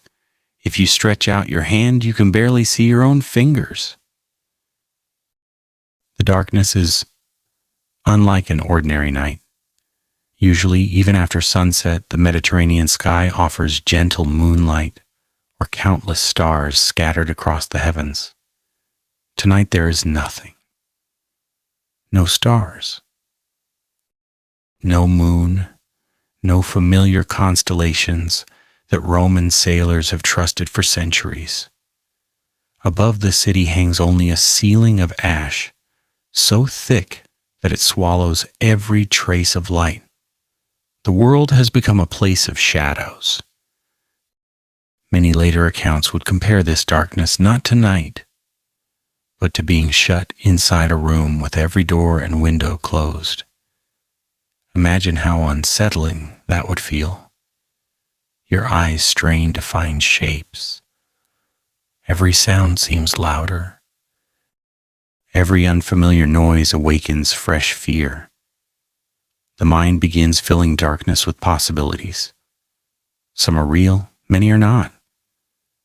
Inside homes throughout Pompeii, exhaustion settles over frightened families. Most have been awake since before sunrise. They have spent the entire day making impossible decisions. Should we stay? Should we leave? Which road is safest? What should we carry? Who still needs help? Now, as the city disappears beneath deepening layers of pumice, even simple movements require enormous effort. The body longs for rest. The mind refuses to allow it. Parents fight sleep so they can watch over their children. Children drift into brief moments of exhausted slumber before another tremor awakens them again. No one truly sleeps. The mountain makes certain of that. Outside, the pumice continues falling. It has not stopped once since the eruption began. The sound has become strangely familiar. Thousands upon thousands of tiny stones landing upon roofs, streets, gardens, and courtyards. At first it seemed impossible that such light fragments could threaten an entire city. Now everyone understands. The streets have almost disappeared. Doorways stand half buried. Garden walls seem lower than they did that morning. Some windows are now level with the growing blanket of volcanic stone outside. Imagine opening your front door. Instead of seeing the street below, you find a rising slope of pale pumice pressing against the entrance. Each time someone clears it away, more falls from above. The mountain never rests. Neither can those trapped beneath it. In one house, a family decides they can wait no longer. The father opens the door. Cold air carrying ash rushes inside. He steps into the darkness with a wooden staff, testing each step before allowing the others to follow. Behind him come his wife, 2 children, and an elderly grandmother whose strength has nearly vanished. They move slowly, not because they wish to, because the streets no longer permit haste. Every few steps someone stumbles. The loose pumice shifts beneath their sandals like dry sand. The youngest child reaches down and touches the strange white stones. Only that morning these streets had been warm beneath the summer sun. Now they feel like the surface of another world. Elsewhere, another family makes the opposite decision. They remain indoors. The grandfather believes the thick stone walls will protect them until morning.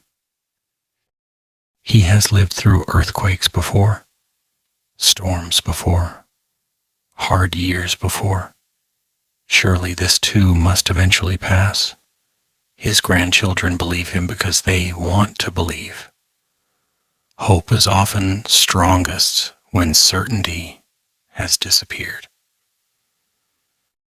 Across the city, hundreds of families make similar choices. Some begin difficult journeys through darkness. Others wait quietly inside homes that have sheltered generations before them. History reminds us that they could not know what we know today. They did not know which choice offered the better chance. They simply chose with the knowledge available to them. And that knowledge was painfully incomplete. The ground trembles again, longer this time. The vibration travels through buried streets like a slow wave. Walls groan, columns shiver. More roof tiles slide into the growing drifts below. Somewhere nearby comes another terrible crash. A roof has given way, then another. Then silence. The silence that follows such sound is almost more unsettling than the collapse itself. Imagine standing motionless, listening, waiting, wondering whether the next roof to fail will be your own. Fear changes people in different ways. Some become restless. Others become strangely calm. Some pray continuously. Others sit in complete silence. Some focus only on surviving the next few minutes. The future has become too uncertain to imagine. Meanwhile, the air continues changing. Fine ash drifts through every opening. Even homes with closed doors cannot keep it out completely. It settles upon furniture, upon clothing, upon sleeping children, upon half-eaten meals abandoned hours earlier. Each breath carries the faint taste of stone. People wrap damp cloth around their mouths whenever possible. Water grows increasingly precious. Eyes burn, throats ache. Simple conversation becomes difficult. The city smells different now. The familiar aromas of fresh bread, olive oil, herbs, and cooking fires have almost vanished. In their place remain wet ash, sulfur, dust, and smoke from hundreds of oil lamps struggling to keep darkness away. It is a smell that no resident of Pompeii has ever known before. Far beyond the city, along the shores of the Bay of Naples, those who escaped earlier continue looking back toward Vesuvius. Even from many kilometers away, the mountain dominates the horizon. Lightning flashes endlessly inside the enormous eruption cloud. Each brilliant burst briefly reveals its towering shape before darkness closes once more. Some refugees whisper the names of loved ones still inside Pompeii. They wonder whether they should return. Most do not. The roads have become too dangerous, the darkness too complete. Back inside the city, time seems to move differently. Without daylight, hours stretch endlessly. A single minute feels much longer than it once did. Imagine sitting quietly beside a small oil lamp. You listen to the falling pumice. You count the tremors. You wait for silence that never comes. Eventually, you stop asking how long the eruption has lasted. Instead, you begin asking a different question. How much longer can it continue? No one knows. Not the merchants, not the priests, not the magistrates, not even Rome's greatest natural philosophers. The mountain answers no questions. It simply continues. As midnight slowly approaches, many people notice something else. The falling pumice has begun changing. Mixed among the lighter white stones are darker fragments, heavier than those that fell earlier in the day. The eruption itself is evolving. Few understand the significance. They only notice that the impacts upon rooftops sound louder now, sharper, more forceful. The burden above every house continues increasing. Imagine the wooden beams overhead. Hour after hour, they have carried more and more weight. They creak softly, then loudly. Some bend only slightly. Others have begun reaching the limits of their strength. The city has entered its longest night, a night without stars, without certainty, without rest. Yet even now, amidst exhaustion and fear, small acts of humanity continue. A stranger helps another family clear pumice from a doorway. A mother shares the last of her drinking water with an elderly neighbor. Two young brothers take turns carrying their grandfather across a buried street. A physician continues tending the injured despite knowing little can be done. These quiet moments will never appear in stone inscriptions. No poet will record every act of kindness. Yet they happened all the same. Disasters often reveal not only the power of nature, but also the quiet courage of ordinary people. As the night deepens, Pompeii lies buried more deeply than at any moment before. The city still stands. Many buildings remain intact. Many people are still alive. But the balance is beginning to change. The volcano is preparing for a far more dangerous phase. The endless rain of pumice has weakened countless roofs. The air has grown heavier with ash. And deep inside Mount Vesuvius, forces are gathering that will soon transform the disaster into something even more deadly. For those waiting in darkness, dawn still feels like hope. They cannot yet know that the hours before sunrise will become the most dangerous of all. The volcano changes and the deadliest hours begin. Sometime after midnight, the city of Pompeii enters a new chapter of its final night. The change is not announced by a single loud explosion. There is no clear moment when every person realizes that something different is happening. Instead, it begins quietly. Almost invisibly, the mountain has been erupting for many hours without interruption. The towering column of ash has climbed high into the atmosphere since the previous afternoon, carrying countless millions of tons of volcanic rock into the sky. But nothing in nature can continue unchanged forever. Deep beneath the summit of Mount Vesuvius, the eruption is beginning to transform. Imagine yourself standing just inside the doorway of a Roman home. The oil lamp beside you burns lower than before. Its flame flickers whenever another tremor passes beneath the city. Outside, the familiar whisper of falling pumice continues, yet something feels different. The air seems heavier, the darkness somehow deeper.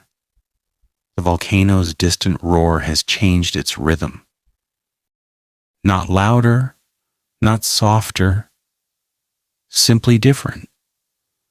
The mountain is speaking with a new voice. No one inside Pompeii understands what that voice means. Modern volcanology tells us that eruptions often evolve as pressure inside the volcanic system changes. During the first phase of the disaster, the towering eruption column remained strong enough to carry enormous quantities of ash high into the sky. Now that balance is becoming unstable.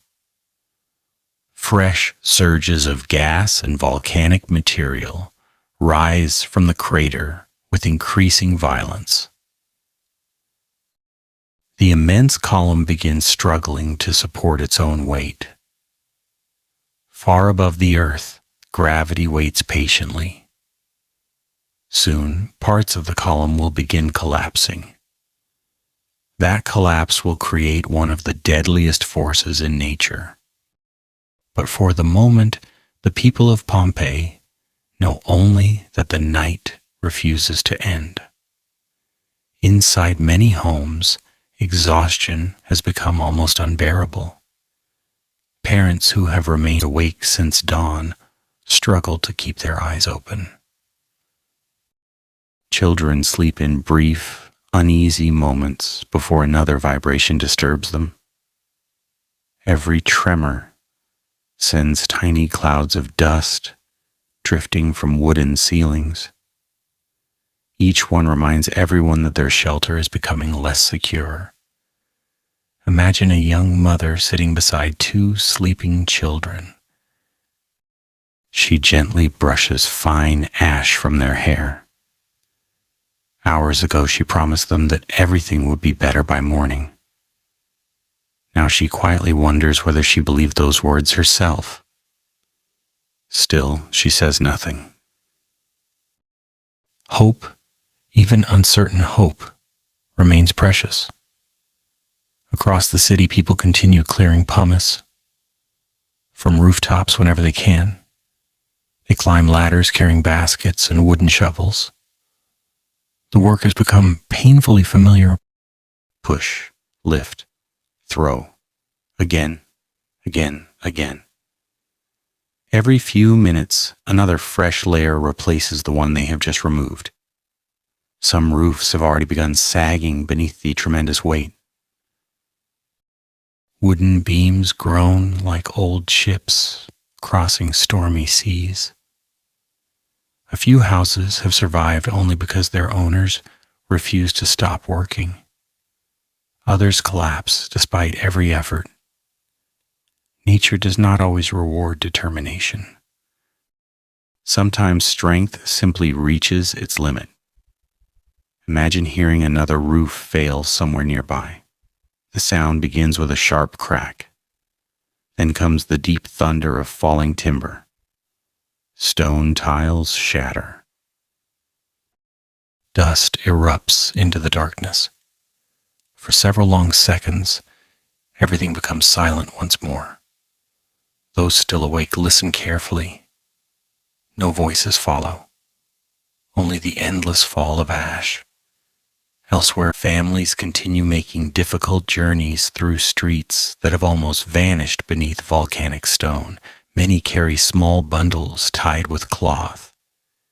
Inside are the few possessions they believed worth saving. A family ring, important documents, a handful of coins, a small carved statue inherited through generations. Yet as the hours pass, even these treasured belongings begin feeling heavier. Some travelers quietly leave them behind, not because they no longer matter, because survival demands lighter burdens. History often remembers kings carrying crowns. Ordinary people carry children. The roads beyond Pompeii have become increasingly confusing. Darkness hides familiar landmarks. Ash covers every path. The landscape itself has changed. Imagine trying to navigate your own neighborhood after every building, every tree, and every road has been hidden beneath drifting snow while complete darkness surrounds you. That is the challenge facing thousands tonight. Some families become separated. A husband walks only a few meters ahead. A cloud of ash drifts between him and his wife. When it clears, he is gone. Voices call through the darkness. Names echo across buried streets. Sometimes the answers come. Sometimes they disappear into the roar of the volcano. Meanwhile, far across the Bay of Naples, Pliny the Elder continues facing his own struggle. His rescue fleet has reached the dangerous coastline near Stabiae. The sea has changed. Floating pumice covers large areas of water. Ships move with increasing difficulty. Ash falls constantly onto their decks. The air is thick with sulfurous gases. Even experienced sailors begin wondering whether escape by sea will remain possible. Pliny remains remarkably calm. Those with him later describe his efforts to reassure frightened companions. He observes the eruption carefully even while the disaster grows around him. His curiosity has never disappeared, neither has his courage. Back inside Pompeii, another quiet change becomes noticeable. The air feels warmer. Not dramatically. Just enough that some people glance toward the mountain with renewed concern. Invisible gases drift across the countryside. Ash grows finer. Breathing becomes increasingly uncomfortable. Those covering their mouths with cloth notice it offers less relief than before. Eyes water constantly. Every cough seems louder inside the strange silence between volcanic tremors. Imagine stepping into an open courtyard. Hours earlier, the central pool reflected the sky. Now its surface has disappeared beneath floating ash. The garden surrounding it can no longer be seen. Flowers lie buried. Fruit trees bend beneath volcanic stone. Only the outlines of columns remain visible through the darkness. Nature is slowly erasing every familiar detail. Time itself seems suspended. No sunrise appears. No birds begin singing. No morning breeze arrives from the sea. The ordinary signals marking the passage of night have vanished. People judge time only by their growing exhaustion. Some begin wondering whether dawn will ever return. Fear often grows strongest when people lose their sense of time. Every hour feels endless. Every minute invites new uncertainty. Across Pompeii, the temples stand quietly beneath deep layers of ash. Their marble columns, once brilliant in Mediterranean sunlight, now appear pale and ghost-like whenever lightning briefly illuminates the darkness. The statues of the gods remain where generations placed them. They neither flee nor speak. Only the volcano continues answering every prayer with another distant roar.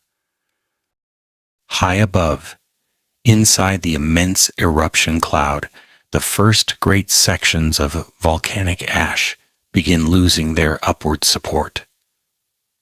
Gravity slowly overcomes the force lifting them into the sky. Enormous masses of hot ash, gas, and shattered rock begin collapsing back toward the slopes of Mount Vesuvius. At first, these collapsing surges remain close to the mountain. They race down its sides with astonishing speed. Forests vanish beneath them. Vineyards disappear. Everything in their path is overwhelmed within moments. The people of Pompeii cannot see this. Darkness hides the mountain. Distance hides the details. Yet the nature of the eruption has fundamentally changed. The greatest danger is no longer only what falls gently from above. Something far faster, far hotter, far more deadly has begun moving across the landscape. Most of the city remains unaware.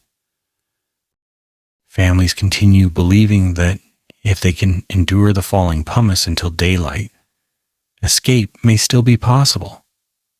That hope is understandable. It is deeply human. But history tells a different story. The hours before dawn will bring forces unlike anything the people of Pompeii have experienced so far. The mountain has entered its most dangerous phase. The long reign of ash and pumice was only the beginning. Now, hidden within the darkness beyond the city walls, the first Deadly waves born from the collapsing eruption column are gathering strength. They are moving ever closer, and the people of Pompeii, exhausted after the longest night of their lives, have almost no warning that the final hours are about to begin. The first deadly surges sweep down from Vesuvius. Somewhere in the darkness before dawn, the world around Pompeii changes once again. The change is almost impossible to notice at first. Inside homes, families remain huddled together beneath trembling roofs.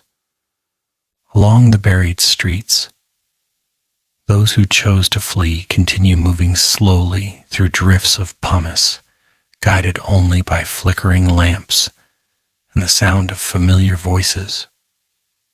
The volcano still roars in the distance, as it has for hour after hour. Yet beneath that constant roar, another force has begun to awaken. Imagine yourself standing on the lower slopes of Mount Vesuvius. The summit is completely hidden behind an immense cloud of ash and volcanic gas. Lightning flashes silently inside the darkness above, revealing brief glimpses of swirling smoke before disappearing again. Far overhead, the great eruption column is no longer stable. For hours, it carried volcanic ash high into the atmosphere. Now, enormous sections of that towering column begin collapsing under their own weight. Instead of rising into the sky, vast clouds of superheated ash, volcanic gases, and shattered rock suddenly plunge back toward the mountainside. Gravity takes command. The clouds accelerate with astonishing speed. What begins high above the crater quickly becomes a rushing avalanche, unlike anything found in the ordinary world. Modern scientists call these pyroclastic density currents. The people of Pompeii have no name for them. Even if they did, no word could fully describe their terrifying power. These are not rivers of glowing lava. They are something far faster, far more unpredictable. A turbulent mixture of scorching gas, fine ash, and volcanic debris races down the slopes of the mountain, hugging the ground as though it were alive. Imagine an enormous storm cloud that has fallen to the earth. Imagine that cloud moving faster than the fastest horse. Imagine it carrying temperatures hot enough to ignite wood and destroy everything in its path. That is what begins descending from Mount Vesuvius.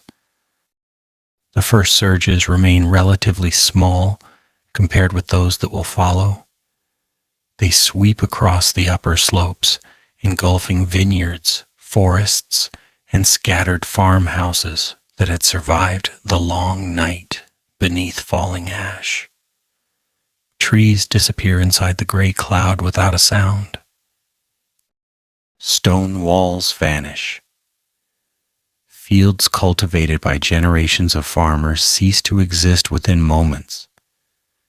Nature redraws the landscape with astonishing speed. Inside Pompeii, few people realize what is happening. The city still lies several kilometers from the crater. Darkness hides the mountain. The thick cloud of ash hides even more. Most residents remain focused on the dangers already surrounding them: the collapsing roofs, the buried streets, the endless fall of pumice. They cannot yet imagine a new threat approaching from beyond the darkness. Imagine sitting quietly beside your family inside a Roman house. The oil lamp has almost exhausted its supply of fuel. Its tiny flame grows weaker with every passing minute. The room feels strangely silent, not because the eruption has ended, but because you have listened to it for so many hours that your mind has almost accepted it as normal. Human beings possess an extraordinary ability to adapt. Even terrible sounds eventually become familiar. That familiarity can create a dangerous illusion. The disaster is still changing. Outside, another roof collapses. The sound echoes through the buried streets. Someone cries out. Another voice answers. Then everything returns once more to the endless whisper of falling ash. The pumice has now reached astonishing depths. Many doorways are nearly blocked. Windows that once looked onto busy streets now open toward pale slopes of volcanic stone. Some families are forced to climb through upper openings simply to leave their homes. The city itself is slowly sinking beneath the weight from above. Imagine climbing onto one of Pompeii's rooftops. The task is far more dangerous than it was earlier in the evening. The surface beneath your feet shifts constantly. Every movement sends small avalanches of pumice sliding into the streets below. The darkness hides the edges of neighboring buildings. Only occasional flashes of volcanic lightning reveal the strange new landscape. For an instant, you see rooftops transformed into pale hills.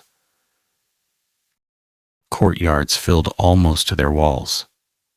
Statues emerging only from the shoulders upward. Then darkness returns. The city disappears once more. Elsewhere, people continue trying to escape.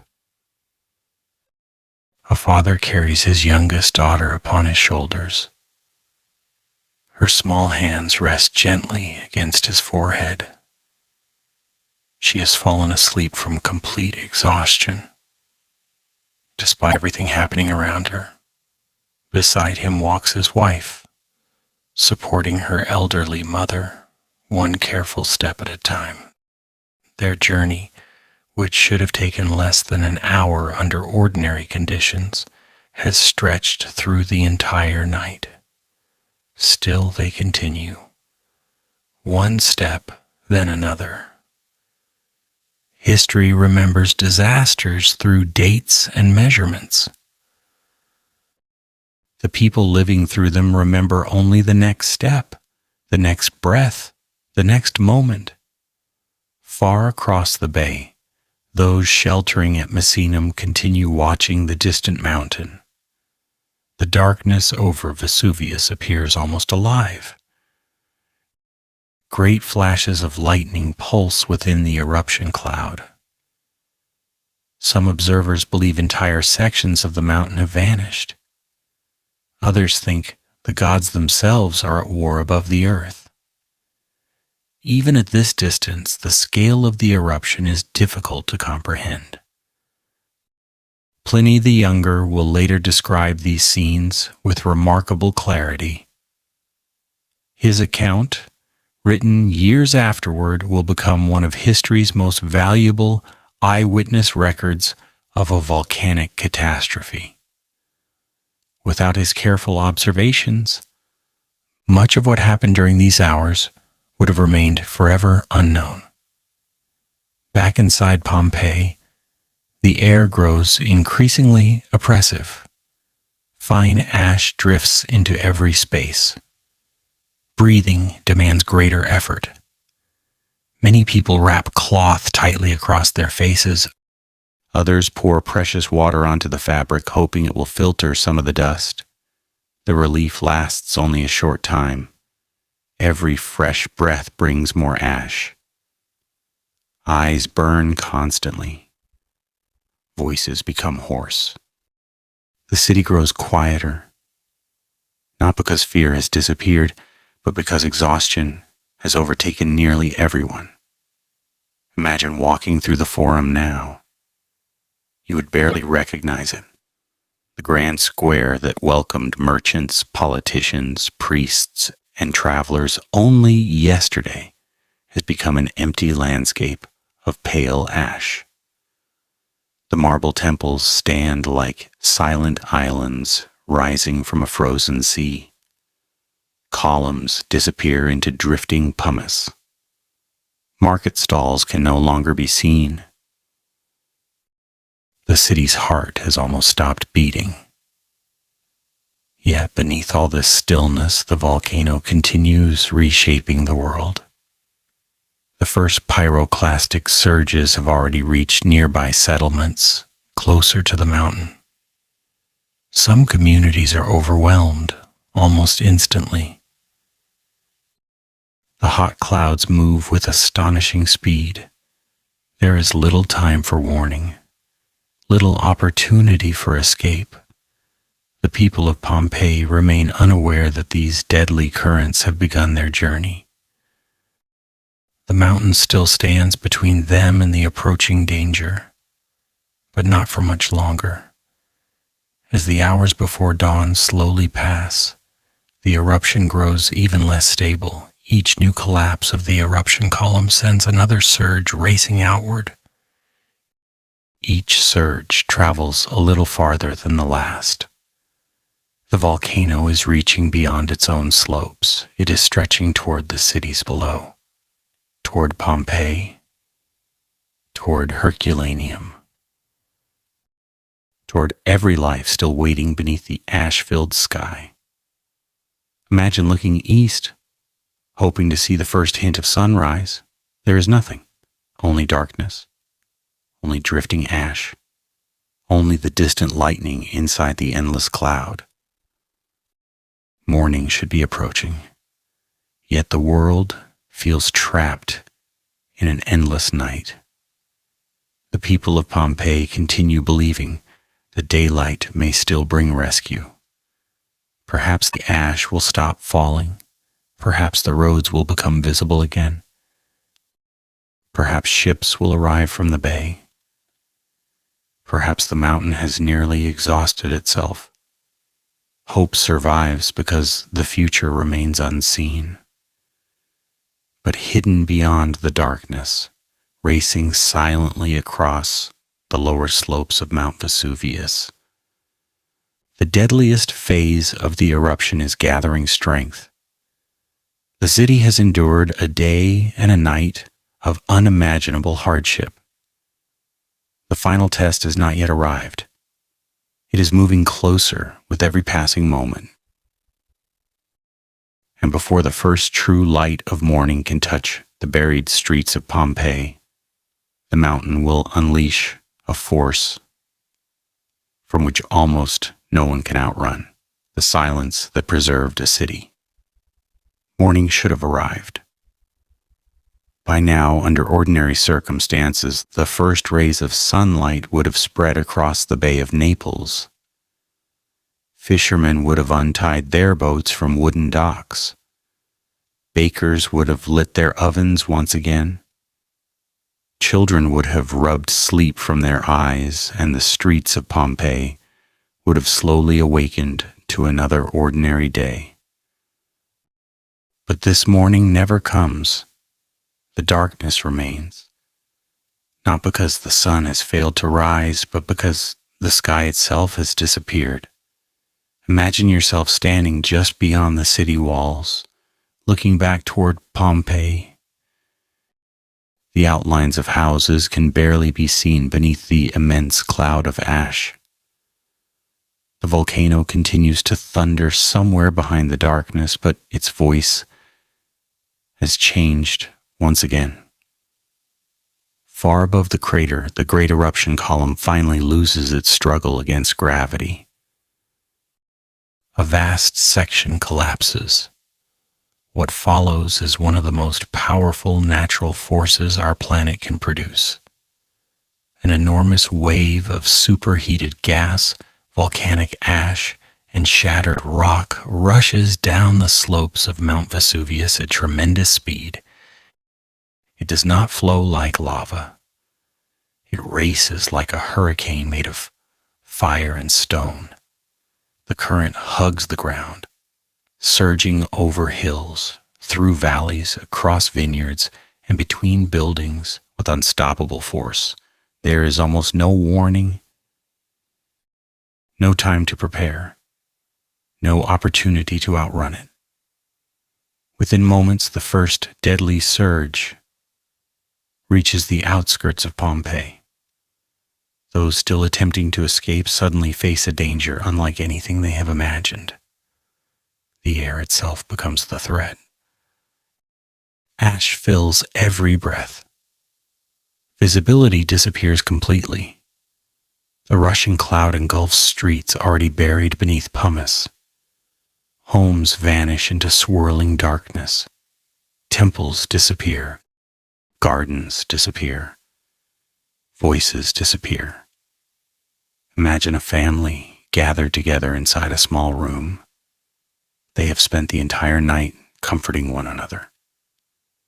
The youngest child sleeps quietly against her mother's shoulder. Her father still holds the small bundle of belongings he refused to abandon. Outside, the world has become strangely still for only the briefest moment. Then the surge arrives. It passes through streets, courtyards, windows, and doorways with astonishing speed. The city is overwhelmed. Everything happens within moments. Across Pompeii, similar scenes unfold. A merchant who stayed to protect his shop.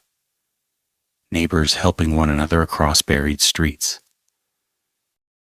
An elderly couple waiting patiently inside the home where they had spent their entire lives. A physician caring for injured strangers. A baker whose final loaves still rest inside cooling ovens. None of them know that history will remember them. None of them imagine that nearly 2,000 years later, people from every corner of the world will quietly walk through the streets where they spent their final hours. The surges continue. One after another, each one leaves behind another layer of ash, another blanket of volcanic debris. Buildings collapse beneath the combined weight. Roofs disappear. Upper floors fall into lower rooms. Streets become completely buried. By the time the eruption finally begins losing its strength, Pompeii no longer resembles a living city. It has vanished beneath several meters of volcanic deposits. Silence returns. Not the uneasy silence of waiting, not the fearful silence between tremors.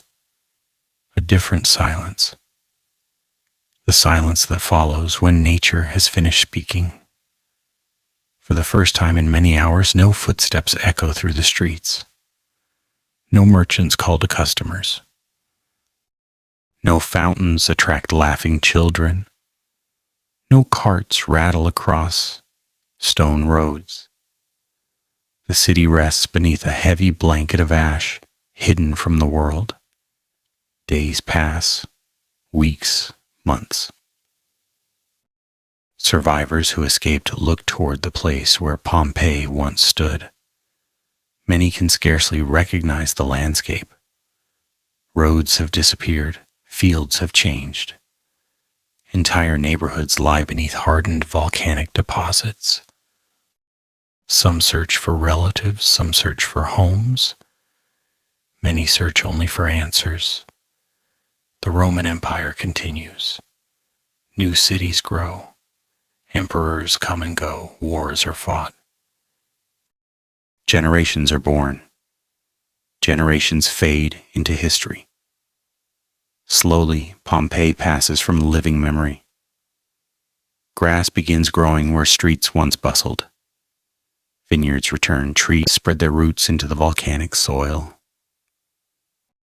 Centuries become a millennium, then another. People walk above the buried city without knowing it lies beneath their feet.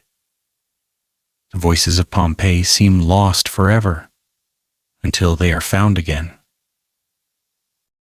In the 18th century, workers digging beneath the earth uncover ancient walls, then painted rooms, then streets, then entire houses. Archaeologists slowly realize they have discovered something unlike anything the world has ever seen. This is not merely a collection of ruins. It is an entire Roman city, preserved at the very moment ordinary life came to an end.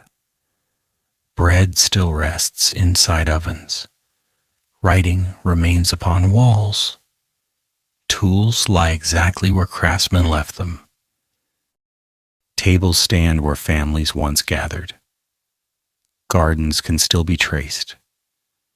Even the deep grooves left by wagon wheels remain visible. Time itself seems to have paused.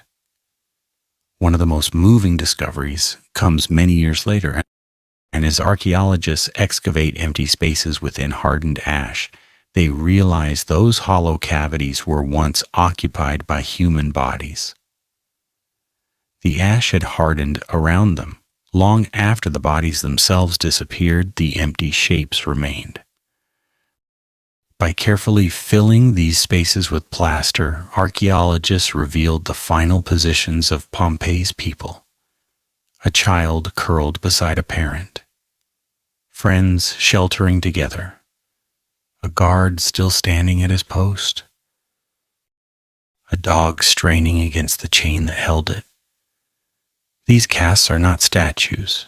They are quiet reminders that history is made of ordinary people.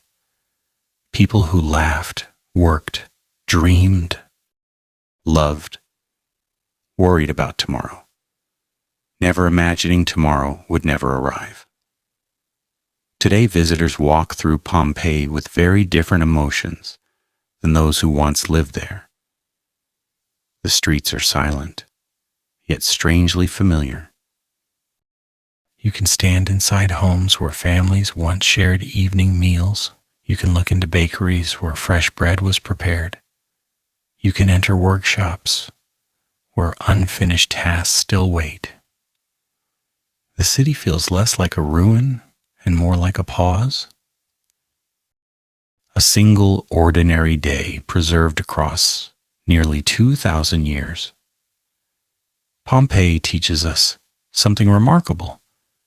Its story is not only about destruction, it is also about preservation. Without the volcanic ash, countless details of Roman daily life would have vanished forever. The eruption destroyed a city, but it also created one of the greatest archaeological windows into the ancient world. Historians now understand Roman homes, food, businesses, politics, religion, art, and everyday routines with extraordinary clarity, because Pompeii was preserved beneath that blanket of ash. There is another lesson as well. The people of Pompeii were not careless, they were not foolish. They simply lived ordinary lives beneath a mountain that had been quiet for generations. They woke, worked, laughed, argued, shopped, and planned for the future exactly as we do. History often feels distant until we recognize ourselves in the people who lived it. The baker preparing tomorrow's bread, the child learning to write, the family gathering for supper, the neighbor helping another during difficult times. Across nearly 20 centuries, those moments remain deeply familiar. Perhaps that is why Pompeii continues to move us so profoundly. It reminds us that civilizations are built not only by emperors and generals, but by ordinary people living ordinary days. And sometimes those ordinary days become extraordinary without warning. As our quiet journey through Pompeii comes to its end, Imagine the city once more, not buried beneath ash, not silent, but alive. Hear the distant laughter drifting through the forum. Smell fresh bread leaving the ovens. Listen to fountains splashing inside peaceful courtyards. Watch children racing across warm stone streets beneath the bright Italian sun. For just one brief morning before the mountain awakened, Pompeii was simply a city full of life. That is how its people knew it. That is how they loved it. And perhaps that is how it deserves to be remembered. The ash preserved the buildings. History preserved the names. But it is our imagination that allows the people of Pompeii to walk their streets once more, reminding us that every ordinary day is far more precious than we often realize. Thank you for joining this quiet journey through one of history's most unforgettable days. May the story of Pompeii remain not only a tale of tragedy, but also a timeless reminder of resilience, humanity, and the fragile beauty of everyday life.